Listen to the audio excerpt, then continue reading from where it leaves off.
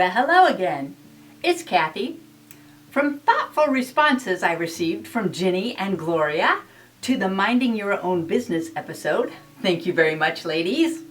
It is important to remember that we can go overboard by using non-judgment and staying strictly in our own business as an excuse for not caring for or helping others when our divine is calling us to do just that. When we practice minding our own business, we melt away fear and drama for ourselves and others when we allow them to create their lives without our uninvited advice and opinions and expectations. And when our focus is on our own life's journey, we're more freely able to pursue our soul's purpose for being here. But we don't live in a vacuum, and we live and learn through relationship. So when does someone else's business become our business? Well, let's say we learn that our next door neighbor, Bruce, is abusing his child, Diana. Do we simply accept that Bruce is entitled to live life as he sees fit? And if the divine order brings each of us the circumstances that best help us learn our soul's lessons, does that mean Diana is meant to accept her father's abuse? Certainly not. That divine order is presenting us this opportunity to step into the dynamic and bring sanity and love to this situation, to show Diana that people are good, that we care and are willing to stand up for her, that she matters. And what about Bruce? His destructive behavior has consequences, as all our actions do. We can call the authorities or otherwise take action for Diana's protection and stop Bruce from inflicting further harm. So yay! We stepped solidly out of our comfort zone and took action to right a wrong. This is a situation where somebody else's business became our business because the situation appeared before us and called loudly for needed love, and we responded appropriately. But this situation brings us another opportunity for deeper spiritual growth. Considering that our purpose here on earth is to move away from our fear-based ego living and to move into our love-oozing divine self, what about Bruce? Most of us would condemn him outright. How could anyone inflict such horrific things on an innocent child? He should rot in prison. I despise Bruce right now for what he did to that little girl. I hope he spends the rest of his life in misery. And then I catch myself in this moment and watch my thoughts of ill will and ugliness permeate my thinking. Bruce put cruelty into the world, but what am I doing right now? The same thing. My heart is calling for love, and I want to activate the fear to love process.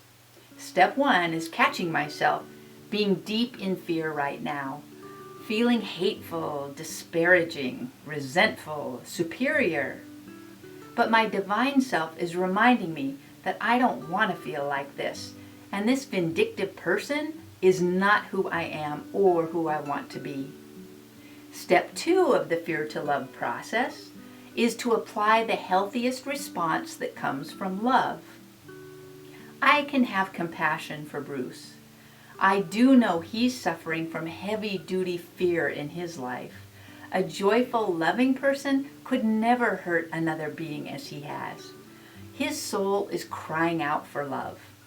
At his essence, he is a perfect, innocent, divine being, just like you, just like me, just like every one of us. This is a spiritual truth that can be so hard for us to see. It has taken me some time to assimilate this knowing, this truth, that we can appear so flawed in our human form, but our true, divine, eternal being that is changeless is perfect and innocent. The most impactful, intense spiritual growth spurt I've had so far was the 5 years that my husband Kevin and I spent in the lives of our 3 foster children and their parents.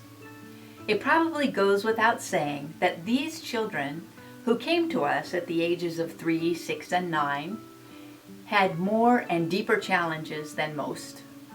But I came to feel such unconditional love for each of them. I could see something in them that I hadn't experienced before, even though I deeply love my friends and dear family.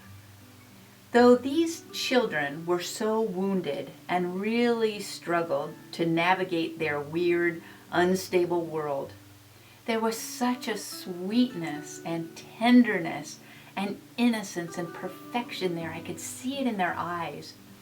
Looking at them in quiet moments, and how I still hold them in my mind's eye and in my heart, was like looking into an enchanting scene in a snow globe. This see-through outer shell protecting a magical piece of artistry inside. And that central piece doesn't change and can't be destroyed, even though the flying snow temporarily obscures and distorts its true miraculous being. It was through them that I learned that no matter how people look and behave on the outside, and how adverse and dire the circumstances, the everlasting underlying divine us is flawless and blameless and precious. We are here doing the best we can at this particular moment in our human suit. When we can look past the exterior ego and recognize in another, like Bruce, like our foster kids, the innocent perfection that they truly are, we help them recognize it in themselves, and we're all elevated. While we're in human form, it seems like we're all separate from each other and surviving all on our own and needing to defend ourselves from one another. But in truth, we're all facets of the same stunning, brilliant diamond. We are unique expressions of that whole, but we are also the whole. Like being a drop in the ocean, where do we end and the next one begins? It's a divine paradox. But when we hurt another, we hurt ourselves. And when we love another, we love ourselves.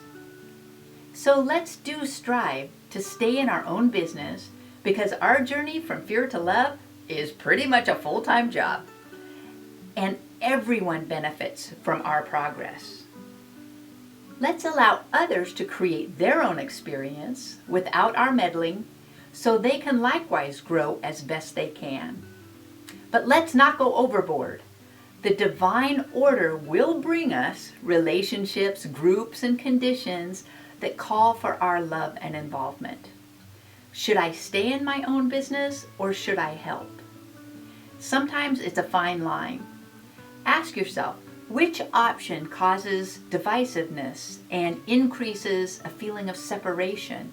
And which option is more loving and compassionate and brings us together and lifts us up spiritually?